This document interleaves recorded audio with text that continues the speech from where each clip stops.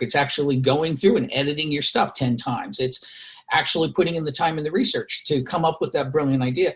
But when it works for a good period of time, and it's well worth all of that effort. You end up still making a lot of money per hour.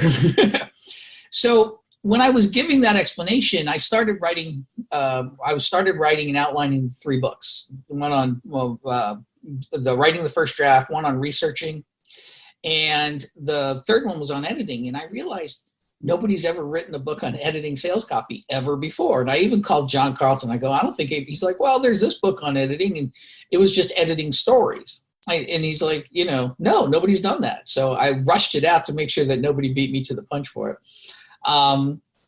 And that's why we call it the Star Wars lunch, because 3 came out first. Yeah. And I automatically have Amazon bestseller for 1 and 2, because everybody's like, hey man, when's 1 and 2 coming out? And I did have a real hard time.